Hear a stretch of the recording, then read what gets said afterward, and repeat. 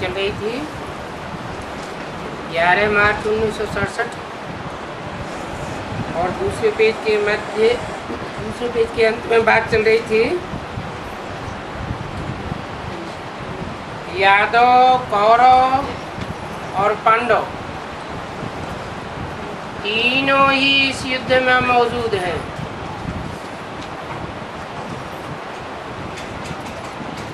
कौन से सन की बात है? 67 की बात बताई। क्या उस समय भी यादव, कौरव और पांडव तीनों सेनाएं इस युद्ध स्थल में मौजूद हैं।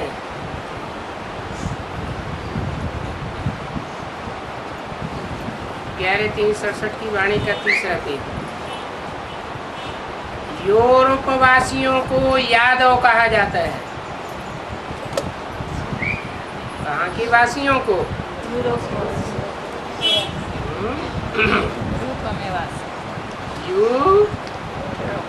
रूपवासियों।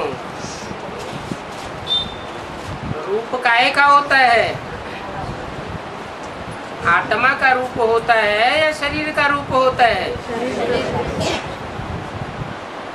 रूप स्वरूप कुरूप तो शरीर का होता है। आत्मा का तो रूप देखने में आता ही नहीं है। माना यादववासी हुए पूरे देह अभिमानी और भारतवासियों को कौरव भी कहा जाता है। कहाँ के वासी? भारतवासी। पांडव भी हैं भारतवासी। पांडव किसे कहा जाता है? पंडा की औलाद पांडव। पंडयति अर्थात ले जाता है ऊंची स्टेज में, एक किनारे ले जाता है तो उसे कहते हैं पांडव पति, और उनके बच्चों को कहते हैं पांडव। भारत में कौरव भी, उनका नाम कौरव क्यों पड़ा?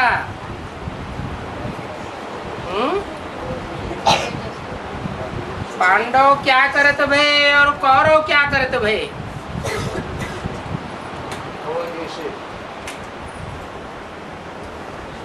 पांडव ने जो किया वो पंडा की मत पर किया। ऊंच ते ऊंच पंडा रास्ता बताने वाला है बाप। और कौरवों ने जो कुछ किया किसकी मत पर किया?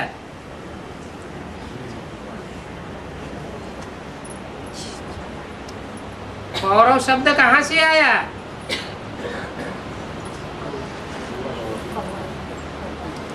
कुरु देश कहा जाता। कुरु से बना कौरव।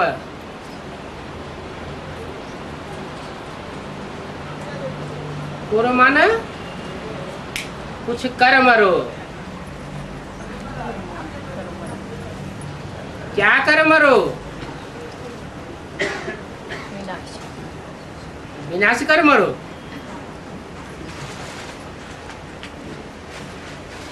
ऐसा करके मरो जो नाम मान शान बढ़ जाए दुनिया में। उनकी औलाद बने कौरव। रब माना शोरगुल, कऊ माना कौआ। सिर्फ कौओं की तरह शोरगुल मचाते हैं, कर कुछ भी नहीं पाते। ये कौरव और पांडव इकट्ठे रहते हैं, लेकिन पांडव पंडा बाप की मत पर चलते हैं और कौरव नहीं चलते हैं। तो भाई भाई अभी तुम्हारी युद्ध तो भाई बहनों से नहीं है, तुम्हारी युद्ध तो रावण से है।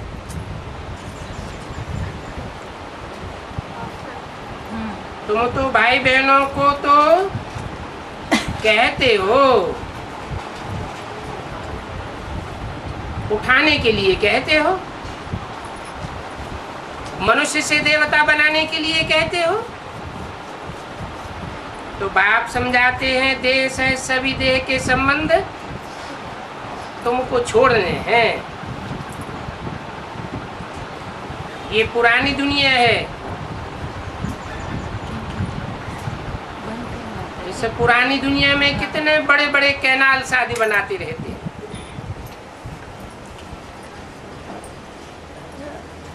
क्योंकि पानी की कमी पड़ जाती है,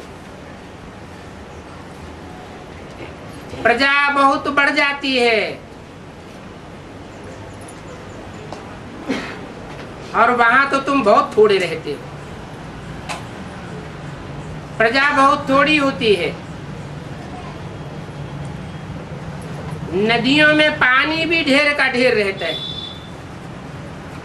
यहाँ तो देखो नदियां सूख जाती है। कौन सी नदियों की बात है? चैतन्य ज्ञान नदियां ज्ञान सागर से बहुत दूर हुई पड़ी हैं, तो सूख जाती हैं, पानी नहीं रहता।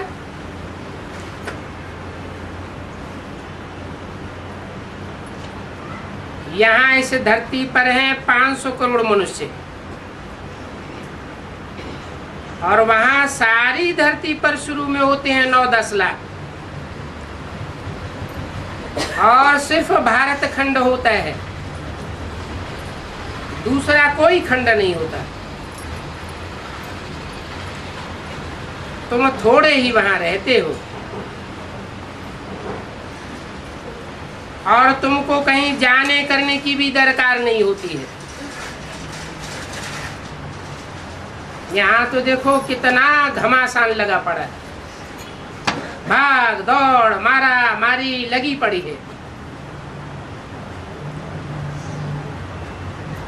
मौसम भी यहाँ देखो कितना ऊपर नीचे होता है,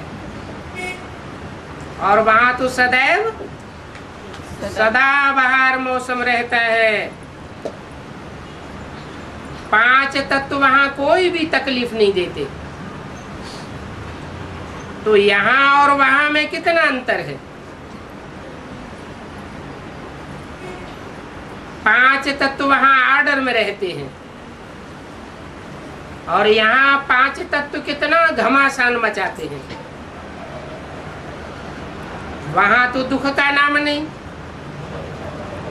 वहां सदैव होती है बसंत ऋतु। फिर जब देवताएं वाम मार्ग में गिरते हैं तो फिर रावण राज्य हो जाता है। ये वाम मार्ग और दाया मार्ग क्या है? उल्टा मार्ग।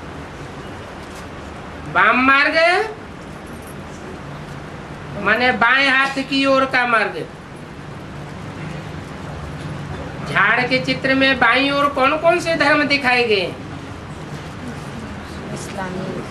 इस्लाम धर्म, क्रिश्चियन धर्म, मुस्लिम धर्म, नास्तिक आदि, ये सब है व्यभिचार को बढ़ाने वाले।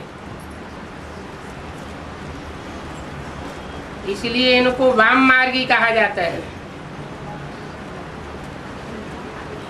उल्टे रास्ते पर चलने वाले।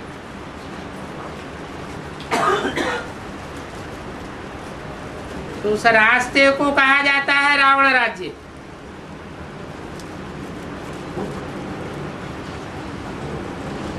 पांच विकारों का जन्म कहाँ से होता है? वाम मार्ग से या दाएं मार्ग से? वाम मार्गी धर्मों से होता है 5 विकारों का जन्म। कामी इस्लामी, क्रोधी क्रिश्चियंस, लोभी मुस्लिम,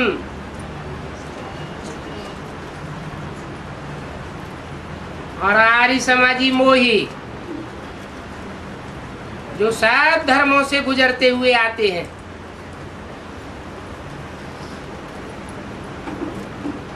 और अहंकारी रसियंस,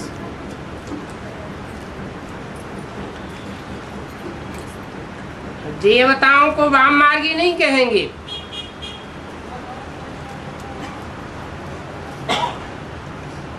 दाईं ओर जो भी धर्म है वो फिर भी देवताओं को फॉलो करने वाले, ब्रह्मचर्य के पोषक हैं। चाहे बौद्ध धर्म है, चाहे संन्यास धर्म है, चाहे सिख धर्म है,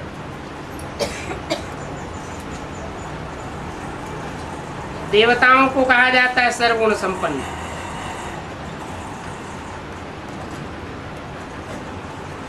ये दाईं ओर के जो भी धर्म है विधर्मी तो हैं, लेकिन विदेशी नहीं है, भारतीय सभ्यता के पोषक है।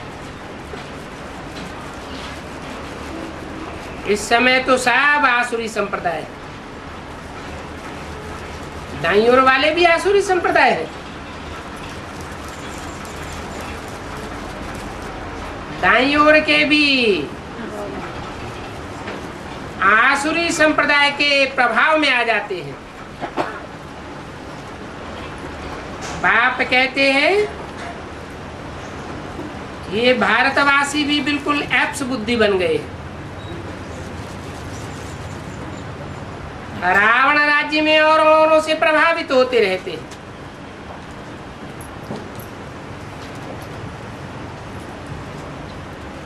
ऐसे ऐप्स के ऊपर नाम फिर रख दिए फलाना श्री। मुसलमानों को भी श्री श्री लगाते रहते हैं, क्रिश्चियंस को भी श्री का टाइटल दे दिया। कब श्री का टाइटल देते हैं, कब मिस्टर का टाइटल देते हैं। श्री भूल जाता है, क्योंकि श्री नहीं तो मिस्टर ही कह देते हैं।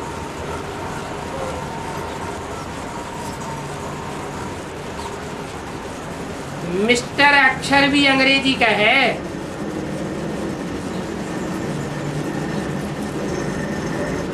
अब तो अक्षर दास अथवा मल नाम रख देते हैं। मल अर्थात गंध, दास माने दास दासी का कर्म करने वाले।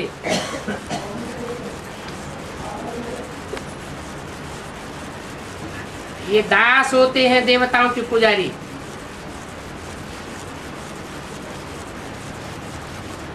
पुरुषार्थ करते करते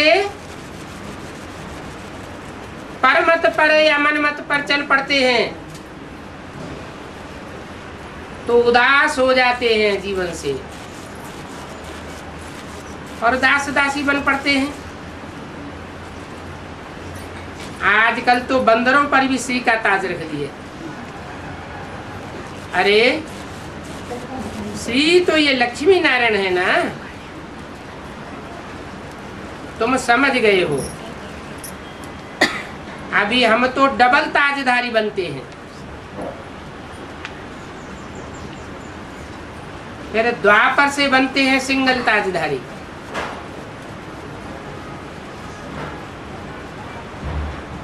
संगम युग में कौन से डबल ताजधारी?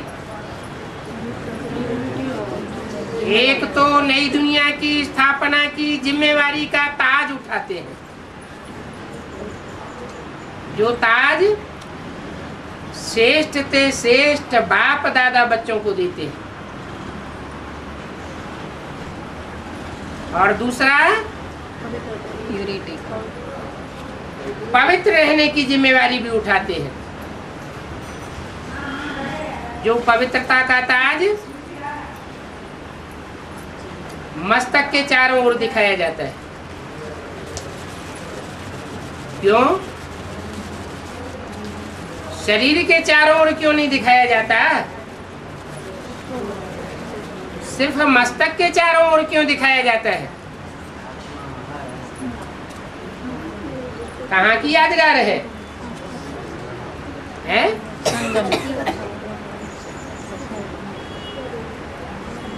संगम युग की यादगार है। ये मनसा में धारण करने की बात है।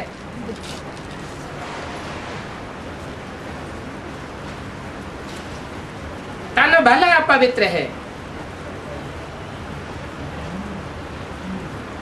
इस पतित दुनिया में सब पतित हैं, एक भी पावन नहीं। लेकिन मन को तो पवित्र बना सकते हैं। मान लो बांधेली माताएं हैं, माता ज्ञान में चलती है, पति नहीं चलता है।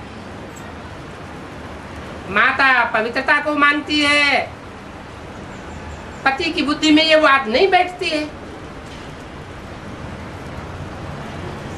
तो तन से तो माता पवित्र हो सकती है। अगर अंदर से साफ दिल है तो मन की पवित्रता काबिज रख सकती है,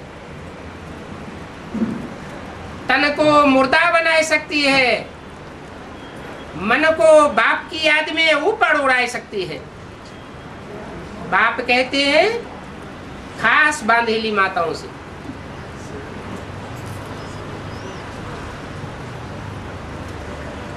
विकारी सुख भोगा मन बुद्धि से तो पतित कहे जावेगा। अगर मन बुद्धि से विकारी सुख नहीं भोगा, कोई वासना नहीं ली, तो तुम पवित्र हो। अपवित्र नहीं कहा जाएगा, क्योंकि बाप आत्माओं से बात करते हैं। आत्मा अर्थात मन बुद्धि। तो मन बुद्धि की स्टेज को ऊंचा उठाना है।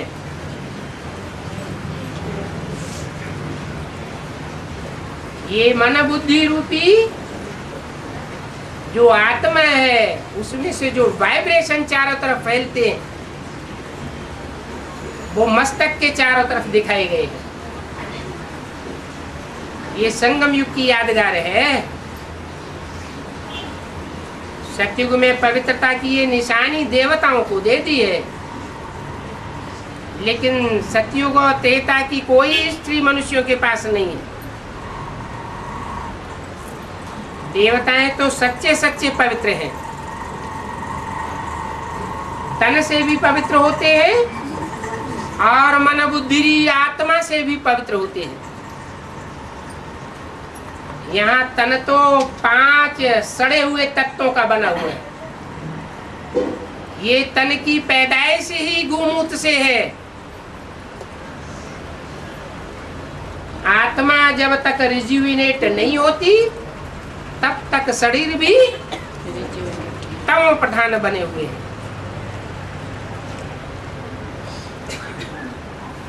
तो तुम जान गए हो कि ताजधारी बनते हैं, फिर सिंगल ताजधारी द्वापर से बनते हैं।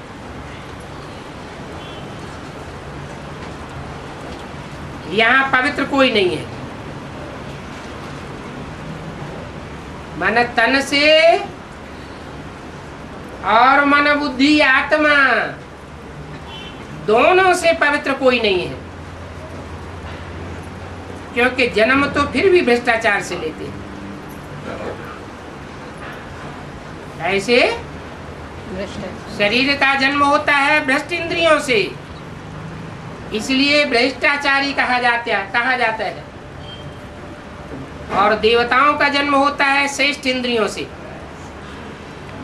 ज्ञान इंद्रियों से, इसलिए उनको श्रेष्ठाचारी कहा जाता है। विकारी को भ्रष्टाचारी कहा जाता है। जो विपरीत कार्य करते हैं, काहे के विपरीत? जो बाप ने श्रीमत दी है, न दुख दो और न दुख लो। ये भ्रष्ट इंद्रियां दुख देने वाली हैं, भ्रष्ट कार्य कराने वाली हैं।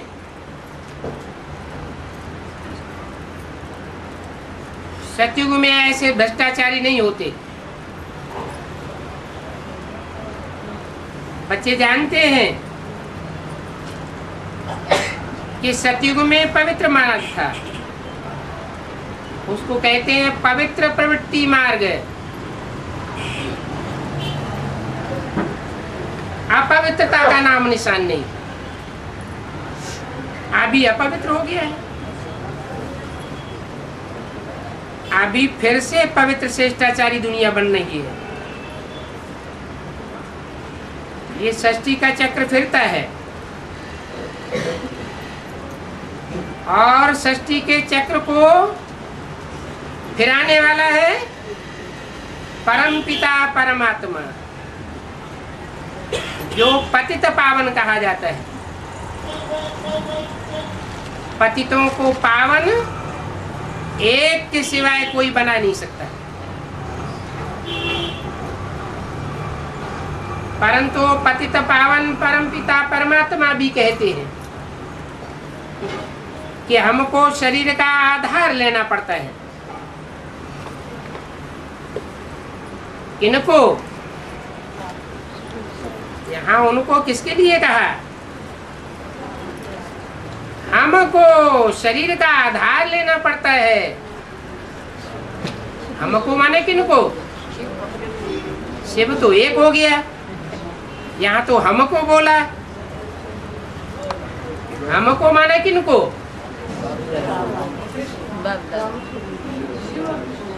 शरीर का आधार लेना पड़ता है कृष्ण को और शिव को। शिव को भी आधार लेना पड़ता है, को कृष्ण वाले। लेकिन शिव ने तो सन 36 में ही आधार लिया। काहे का आधार लिया? 5 तत्वों के बने शरीर का आधार लिया। लेकिन जिन 5 तत्वों के बने शरीर का आधार लिया, वो भी परम पिता के साथ क्या टाइटल जोड़ा जाता है? परमात्मा कहा जाता है। ये दोनों हस्तियां मिलकर के एक पर्सनालिटी बनती है। उस एक पर्सनालिटी को रुद्र कहा जाता है।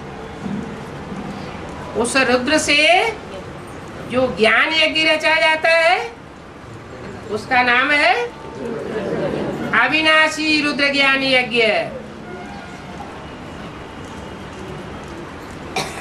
जहां से रुद्रमाला निकलती है। रुद्रमाला सिर्फ आत्मिक स्थिति वालों की माला है, या साथ साथ आत्मा के साथ प्रवृत्ति किसकी है? शरीर की प्रवृत्ति है। तो रुद्रमाला अकेली है या शरीर की प्रवृत्ति वालों के साथ है?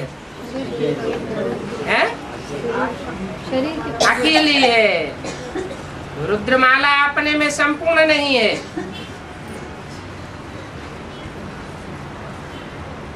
जो भी आत्मिक स्थिति वाले बच्चे हैं, उनकी माला तो बन जाती है,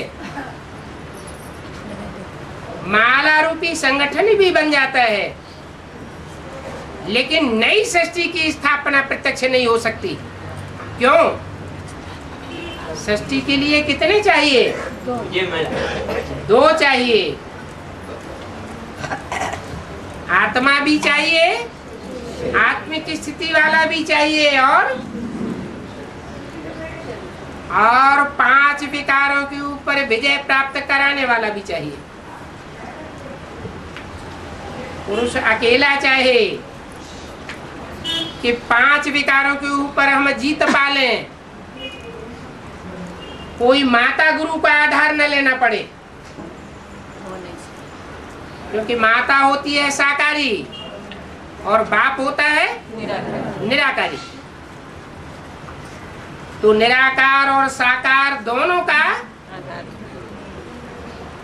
कॉम्बिनेशन चाहिए। तो बताया कि जो परम पिता परमात्मा पतित पावन कहा जाता है वो साकार निराकार का मेल है, या सिर्फ साकार या सिर्फ निराकार है? साकार निराकार का मेल है, तब ही पतितों को पावन बना सकता है।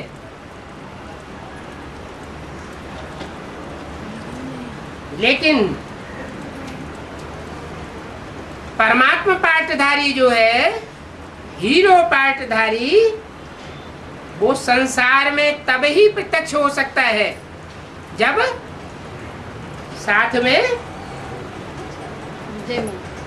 विजय माला की हेड हीरोइन पाठधारी भी हो।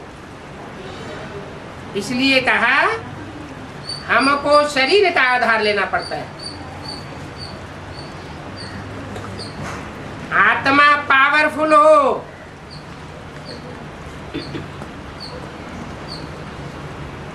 तो शरीर भी कैसा चाहिए? 5 तत्वों का पुतला भी कैसा चाहिए? आत्मा सतो प्रधान, तो 5 तत्वों का पुतला भी सतो प्रधान चाहिए।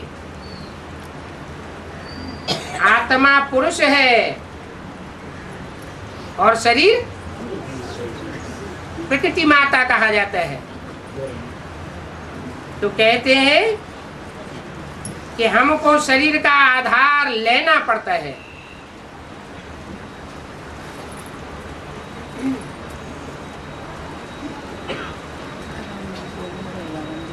शिव को भी आधार लेना पड़ता है। उनकी भी मजबूरी हो गई क्या?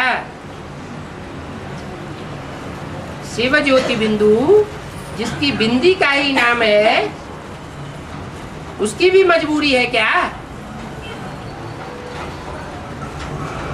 है? शिव कहा जाता है कल्याणकारी को। कल्याण तभी कर सकता है जब चैतन्य बने। बिंदु बिना शरीर के जैसे जड़वत कोई कार्य नहीं कर सकता। ऐसे ही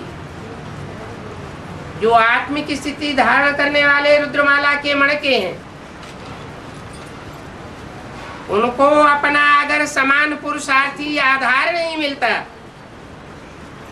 तो वो विजयी नहीं हो सकते।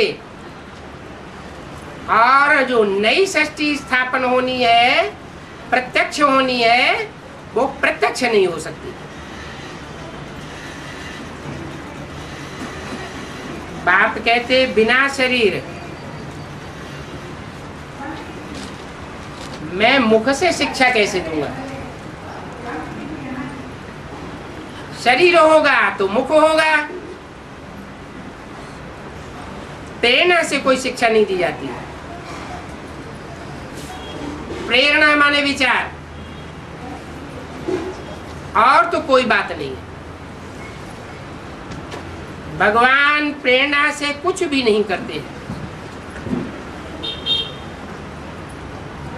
बाप तो बच्चों को आकर के पढ़ाते हैं। प्रेरणा से कोई पढ़ाई थोड़ा ही हो सकती है। प्रेरणा से ही अगर पढ़ाई हो जाए तो ऊपर बैठ करके ही सारी सृष्टि का निर्माण हो जाए। भगवान को इस सृष्टि पर आने की दरकार नहीं है, सिवाय बाप के। सृष्टि की आदि मध्य अंत का राज कोई समझा नहीं सकते हैं। क्यों नहीं समझा सकते हैं? बाप के अलावा बाप का जो पहला पत्ता श्री कृष्ण बच्चा है, वो क्यों नहीं समझा सकता? वो भी तो सृष्टि के आदि में आता है।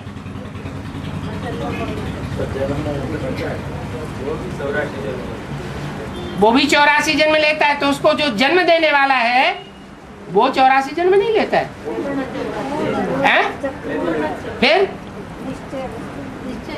वो 84 जन्म तो लेता है, लेकिन जो 84 जन्मों की षष्ठी है, षष्ठी रूपी नाटक है, ड्रामा है, उसके शूटिंग काल में वो निश्चय अनिश्चय रूपी मृत्यु को कभी नहीं पाता है।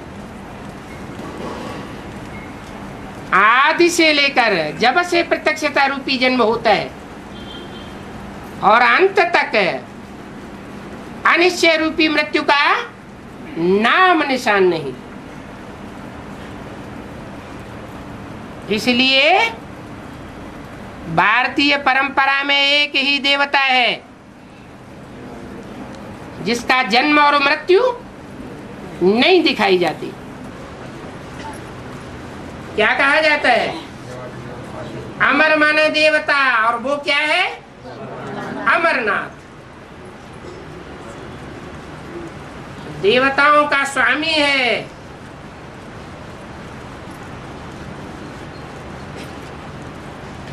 तो बाप के सिवाय कोई सृष्टि के आदि मध्य अंत का राज नहीं समझा सकता।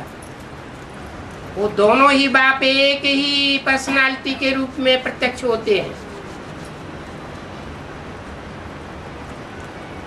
निराकारी शिव ज्योति बिंदु आत्माओं का बाप और मनुष्य सृष्टि का बाप, दोनों ही बेहद के बाप हैं। तो जो आदि मध्य अंत का ज्ञान समझाते हैं उस बाप को ही नहीं जानते। कोई कह देते हैं लिंग है,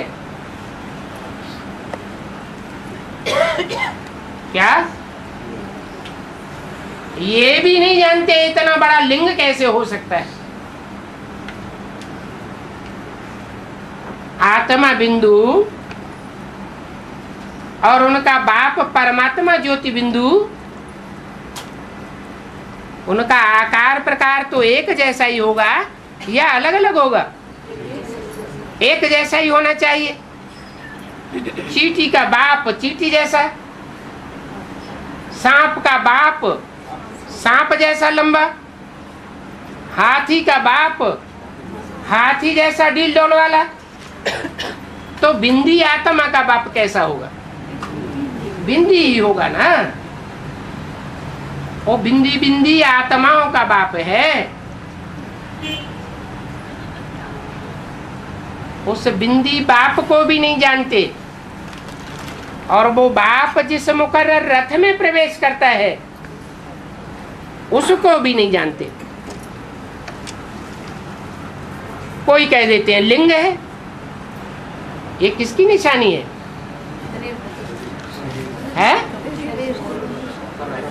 लिंग है तो लिंग इतना बड़ा तो होता नहीं। शालिग्राम छोटा छोटा बनाए देते हैं, लिंग बड़ा बनाए देते हैं। क्या दिखाने के लिए? पूजा कोई बिंदी की होती है या बड़े रूप की है पूजा होती है? साकार शरीर की पूजा होती है, बिंदी की पूजा नहीं होती है। बिंदी को याद किया जा सकता है, ज्ञान मार्ग में होती है याद, क्योंकि ज्ञानी सूक्ष्म बुद्धि वाले होते हैं, और भक्ति मार्ग में होती है पूजा, क्योंकि भक्त पूजा करते हैं तो वो लिंग को पूजते हैं। बिंदी की पूजा नहीं हो सकती। क्यों नहीं हो सकती है? बिंदी से छोटी सी उसकी पूजा करेंगे, जल अर्पण करेंगे, फूल अर्पण करेंगे तो पता ही नहीं चलेगा। तो फिर बड़े रूप की पूजा करते हैं कौन? भक्त लोग या ज्ञानी लोग? भक्त लोग बड़े रूप की पूजा करते हैं। जो ज्ञानी होते हैं उनकी बुद्धि में तो ज्ञान है, कि मूल तत्व आत्मा है, वो अविनाशी है और शरीर तो विनाशी है। विनाशी न होता तो उसकी यादगार में जो शिवलिंग बनाया गया द्वापर की आदि में, उसके बीच में हीरा जड़ा गया, जो शिव ज्योति बिंदु की यादगार। उस हीरे को तोड़ने वाला नहीं तोड़ सका। बड़े मान सम्मान से उसको सुरक्षित करके ले गया और लिंग को क्या किया? गदा मार के तोड़ दिया।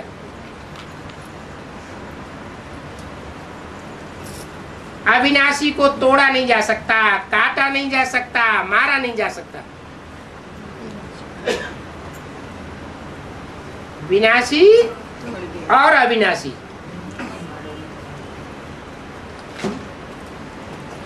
तो जानते नहीं है कि लिंग क्या चीज है, जिसकी पूजा करते हैं। क्या चीज है? लिंग जिसकी पूजा करते हैं। भारतवर्ष में सबसे जास्ती मंदिर शिवलिंग के दिखाए गए हैं। तो वो क्या चीज है? विनाशी है उस साकार शरीर की यादगार है, जिस शरीर में मुकर्रर रूप से परमात्मा सुप्रीम सोल बाप प्रवेश करते हैं बिंदी के रूप में। कोई कहते हैं अखंड ज्योति है। वो ज्योति को कोई खंडन नहीं कर सकता। क्या स्थूल ज्योति की बात है या ज्ञान ज्योति की बात है? वो ज्ञान ज्योति है। इब्राहिम, बुद्ध, क्राइस्ट, गुरु नानक, विवेकानंद, कोई का भी ज्ञान उस ईश्वरीय ज्ञान ज्योति का खंडन नहीं कर सकता। कोई कहते हैं ब्रह्म ही ईश्वर है। कौन कहते? ब्राह्मणों की दुनिया में कौन कहते हैं? तथाकथित ब्राह्मण क्या कहते हैं? गीता का भगवान कौन है? ब्रह्म है। हम ब्रह्म की गोद में लीन हो जाएंगे।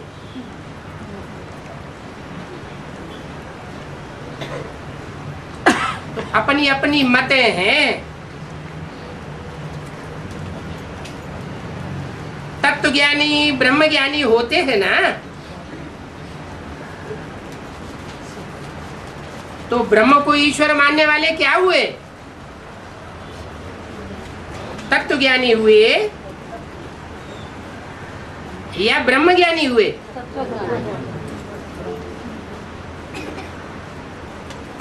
वो भी एक तत्व है जिसे कहते हैं ब्रह्म महत्तत्व। ब्रह्म महत्तत्व रहने का स्थान है। शास्त्रों में बहुत गपोड़े लगाए दिए। 84 लाख जन्म अगर होते तो कल्प की आयु कितनी लंबी चौड़ी हो जाती। इतनी लंबी चौड़ी हो जाती, कोई भी उसका हिसाब लगा करके नहीं बता सकता। इसलिए उन मनुष्य गुरुओं ने कल्प की आयु को ही लंबा चौड़ा कर दिया। नहीं तो कोई पूछे कि अगर तुम शिव हो, हम भगवान हो, तो बताओ कि हमने कितने जन्म लिए, तुमने कितने जन्म लिए। तो लाखों वर्ष की आयु दे देते हैं ताकि बताने का सवाल खत्म हो जाए।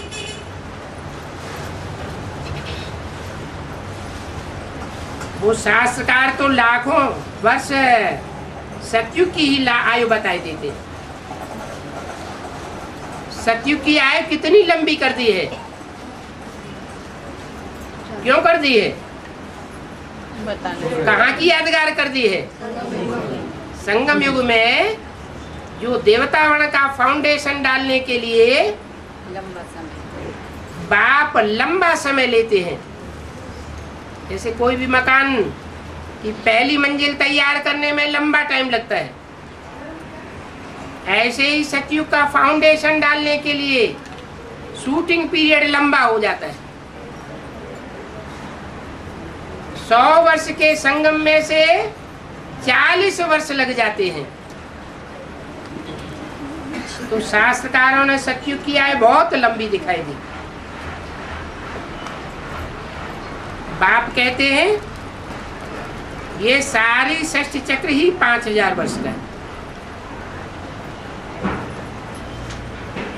84 लाख अगर जन्म लें तो जन्म जितने जास्ती होंगे, समय भी उतना ही जास्ती चाहिए।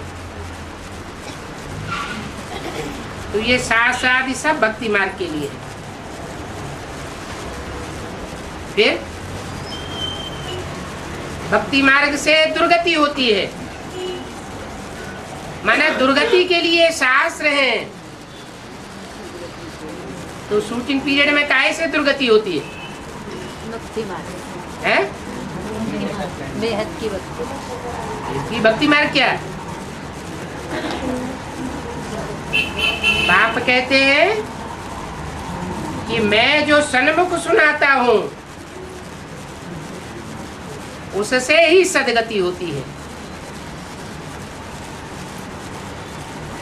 जो मैं सन्मुख सुनाता हूं उसको बाद में लिखा जाता है, प्रिंट किया जाता है, उसमें कुछ न कुछ मिक्सचरिटी हो जाती है। जैसे दूध के भरे हुए घड़े में एक बूंद भी विष का चला जाए तो सारा घड़ा विषैला हो जाता है। तो इन शास्त्रों में जो कि मनुष्यों के लिखे हुए हैं, इनमें सब में गपोड़े भरे हुए। बाप कहते हैं मैं आकर के तुमको इन सब शास्त्रों का सार सुनाता हूं।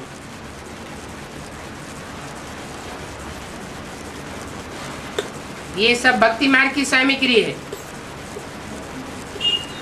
इन शास्त्रों से कोई भी मेरे को नहीं प्राप्त कर सकता, चाहे वो हद के शास्त्र हो और चाहे वो बेहद के मनुष्यों के बनाए हुए शास्त्र हो। मैं जब आता हूं,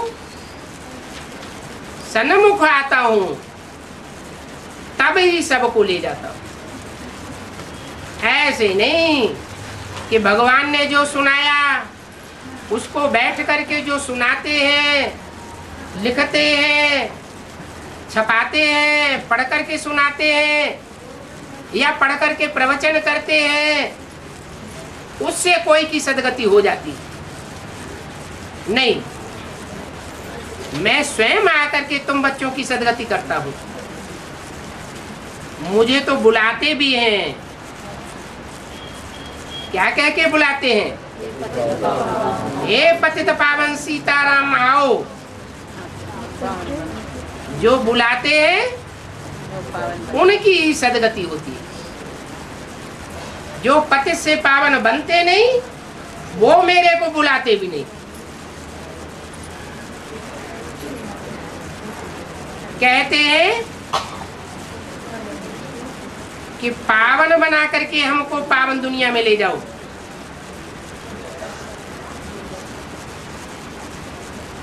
फिर भी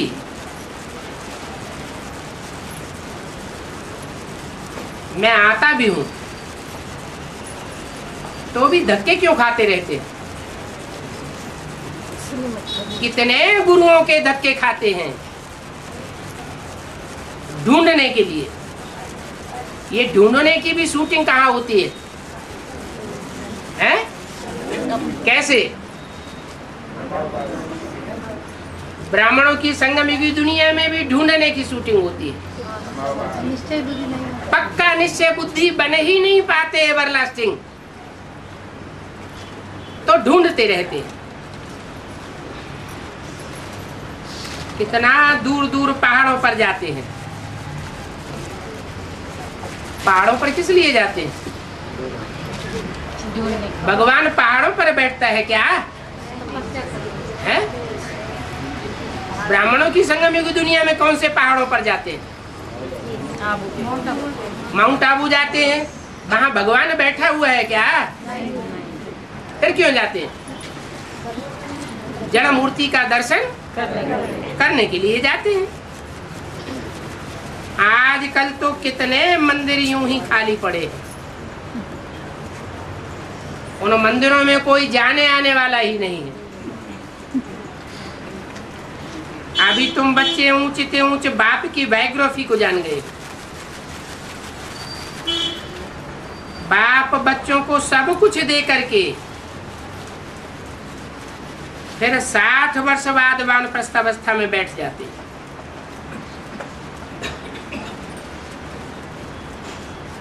क्या?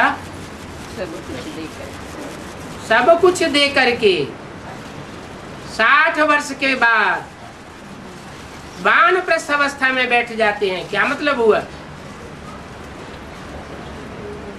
वाणी से परे चले जाते। वाणी से परे। वो 60 वर्ष के बाद का टाइम कौन सा हुआ?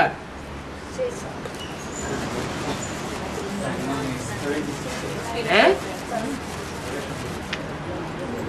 कब बैठ जाते हैं वानप्रस्थावस्था में? 76 में वानप्रस्थावस्था में बैठ जाते हैं कि और टीचर के रूप में दंदन आते हैं?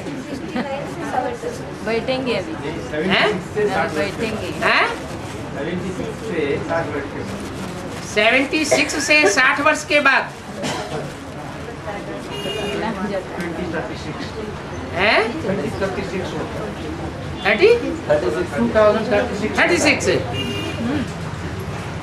36 और 25 कितने हुए हैं? 36 है और 24 या 25 कितने हुए हैं? 60 इयर्स हुए ना। तो वानप्रस्थावस्था में बैठ जाते हैं या नहीं? बैठ जाते हैं। माना जब तक जीना है तब तक पीना है। जो नई दुनिया तैयार होगी 9 लाख की, वो 9 लाख आत्माएं जब तक उनका संगठन प्रैक्टिकल में तैयार न हो जाए तब तक बाप बच्चों को पढ़ाते हैं, शिक्षा देते हैं।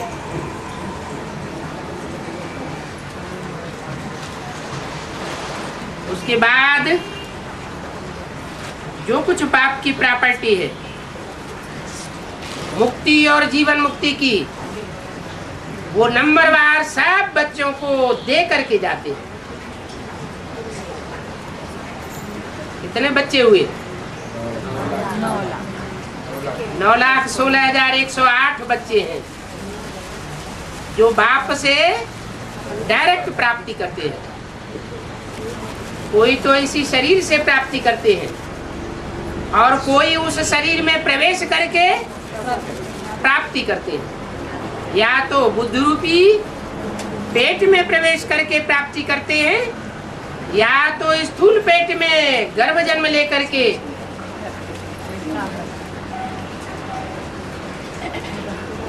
गर्भ होता है ना, गर्भ जेल होता है या गर्भ महल होता है? महल होता है। उस समय गर्भ महल होता है।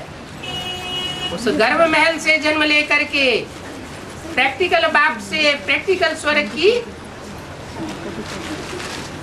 के वर्षे की प्राप्ति करते हैं। तो ये रस्म अभी की है क्या कि द्वापर युग में माँ बाप जब 60 साल के होते हैं तो वानप्रस्थ अवस्था में चले जाते हैं। ये रस्म रिवाज कहाँ की हुई? संगम युग में बाप जैसा करते हैं, भारतवर्ष में भक्त लोग उसी को फॉलो करते रहते।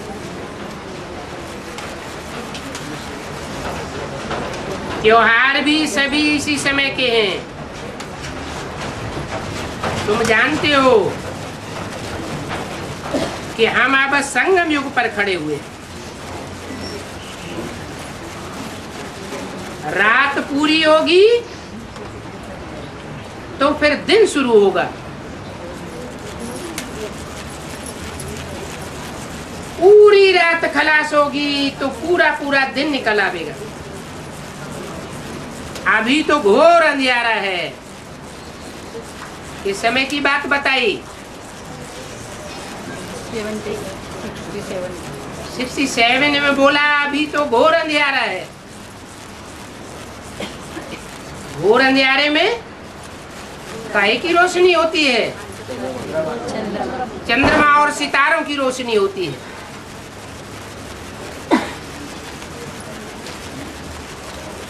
तो तुम बच्चे जानते हो अभी घोर अंधियारा है। तो तुम जानते हो तो तुम्हें ये मानना चाहिए इस अज्ञान अंधारे में कहीं ऐसा न हो कि हमारी कोई के ऊपर कुदृष्टि चली जावे।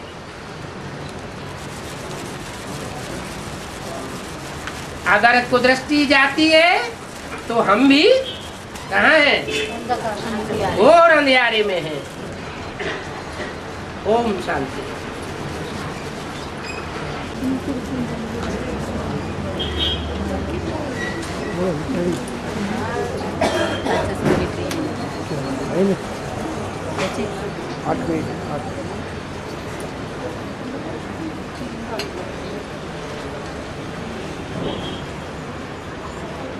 ये है नया अनुभव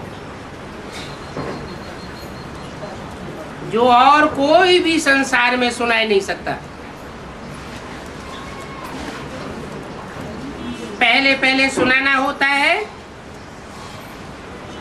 कि हम रचयिता बाप और उनकी रचना के आदि मध्यंत को जान गए हैं। हम जान गए हैं इसलिए हम आस्तिक बन गए। सच्ची आस्था वाले हम हैं क्योंकि सच्चाई के ऊपर हमको आस्था है। दुनिया को सच्चाई का पता ही नहीं है तो आस्था और अनास्था का सवाल ही पैदा नहीं होता। या कहें कि सारी दुनिया नास्तिक है और हम आस्तिक हैं।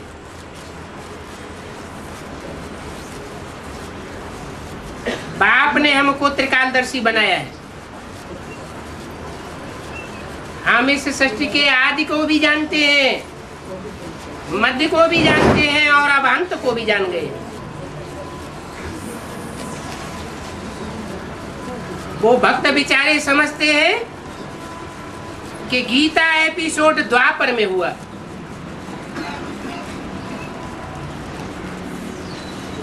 कृष्ण को कहाँ डाल दिया है?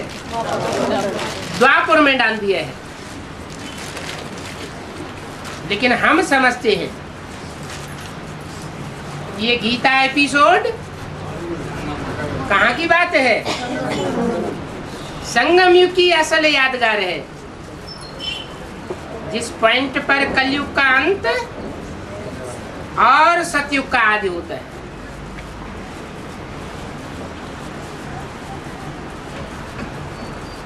द्वापर में कृष्ण नहीं आता।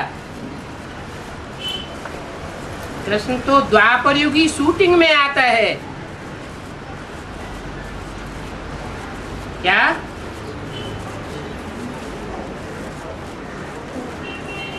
त्रेता में भगवान नहीं आता।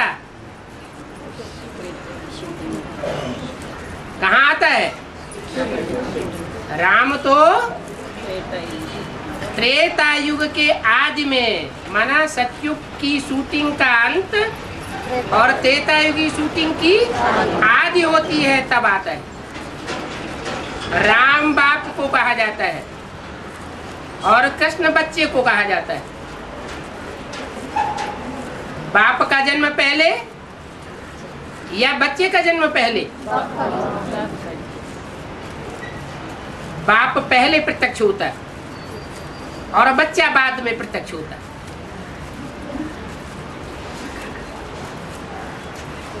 लेकिन राम बाप जिसे कहा जाता है, उसका भी कोई बाप है क्या? है? कौन है?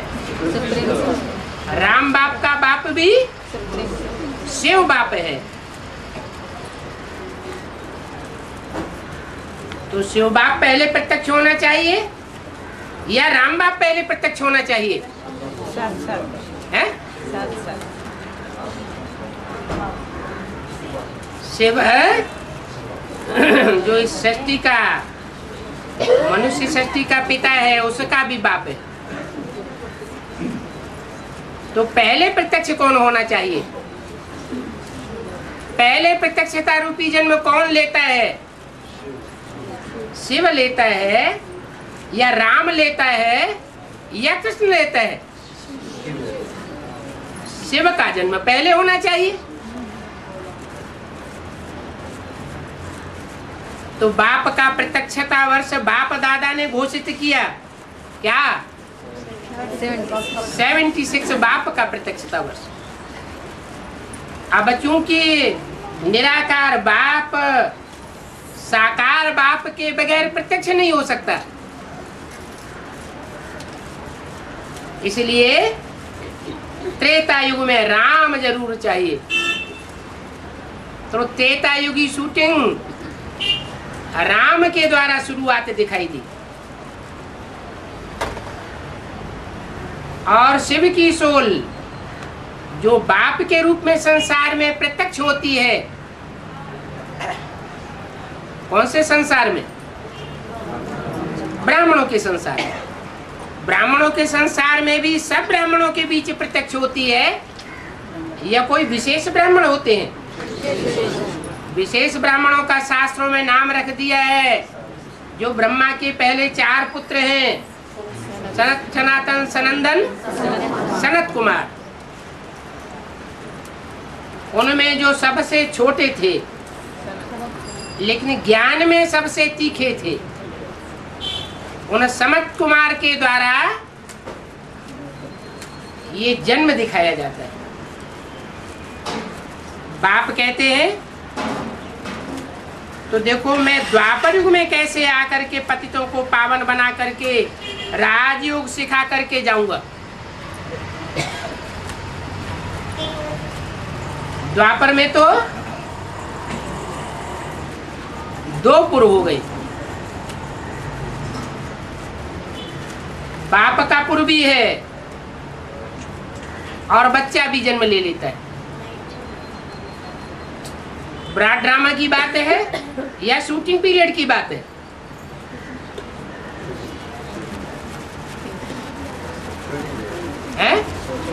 शूटिंग पीरियड में जब द्वापर युग की शूटिंग का अंत होता है तो सन 98 में जो कृष्ण बच्चा है वो 15 अगस्त जन्माष्टमी के दिन जेल से प्रत्यक्ष हो जाता है। कंसी जरासंधी उसे जेल में डाल देते हैं। ये है विकारों की जेल, स्थूल जोल की बात नहीं है। उन कंसी जरासंधियों ने पहले भी कृष्ण जैसे 7 बच्चों को विकारों की जेल में डाला था। कौन से 7 बच्चे हैं वो? जो सतयुग में नारायण बनने वाली आत्माएं हैं। वो कंस की जेल में पूरी तरह कोस ली जाती है।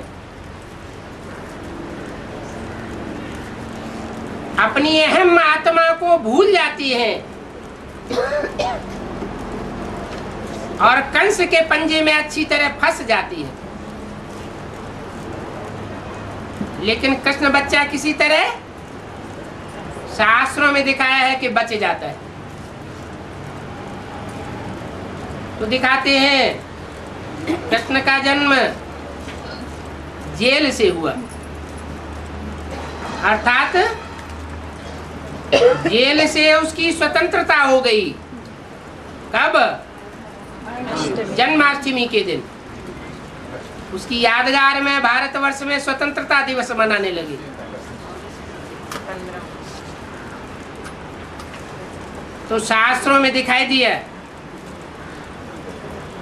कि कृष्ण का जन्म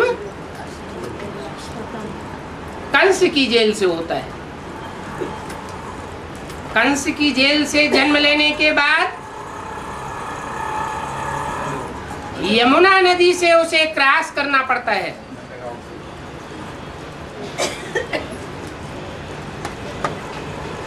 जहां भिखारी सर्प कालिया नाग रहता है, तो क्रॉस कर जाता है या डूब जाता है? क्रॉस कर जाता है, क्योंकि तुम बच्चे त्रिकालदर्शी बन चुके हो। तो वो बेचारे समझते हैं गीता एपिसोड द्वापर में हुआ। द्वापर में नहीं हुआ, द्वापर युगी शूटिंग में हुआ। बाप कहते हैं द्वापर में पतित पावन आकर के राजियों कैसे सिखावेंगे? कैसे सिखावेंगे? कैसे का जवाब क्या हुआ है? सन्मुख। अरे बाप बाप के रूप में जब विकारों के ऊपर विजय प्राप्त किया हुआ हो, तभी तो दूसरों को विजय प्राप्त कराना सिखावेगा। खुद ही विकारी दुनिया में फंस जाए, पतित बनने लगे, तो दूसरों को भी पतित बनावेगा या पावन बनावेगा? दूसरे भी पतित बनेंगे। बाप कहते हैं मुझे अपने बाप को याद करो। एक अज भूल से राजाई चली जाती है। कौन सी भूल? गीता का भगवान कौन है? उन्होंने गीता का भगवान कृष्ण को समझ लिया, लेकिन वास्तव में गीता का भगवान राम बाप जिस मुकर्रर रथ में परमात्मा शिव प्रवेश करते हैं, वो ही कहा जाता है। कृष्ण तो बच्चा है, जो प्यारा बच्चा होता है, पहलौटी का बच्चा होता है, उसे माता पिता बहुत प्यार देते हैं।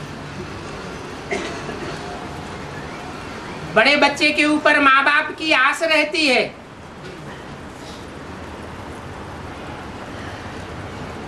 तो कृष्ण बच्चा अर्थात ज्ञान चंद्रमा सर माथे पर विराजमान होकर रहता है।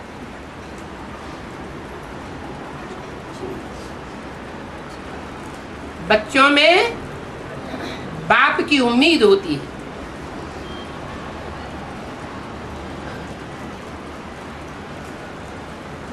बच्चे के लिए बाप का जितना प्यार होता है, उतना प्यार और कोई का नहीं हो सकता। और ये तो है बेहद का बाप। तो बाप कहते हैं इस एक अज भूल से सारा ड्रामा बिगड़ गया।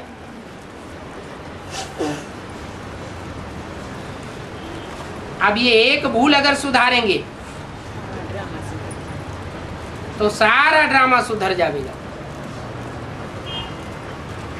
क्या भूल? गीता का भगवान कृष्ण को बनाई दिया। गीता में कृष्ण का नाम डालने से सारी गीता खंडित हो गई। इस समय पूरी की पूरी गीता खंडित हुई पड़ी है।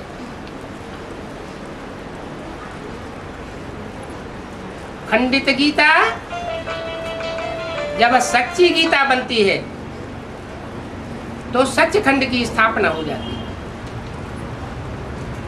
ओम शांति।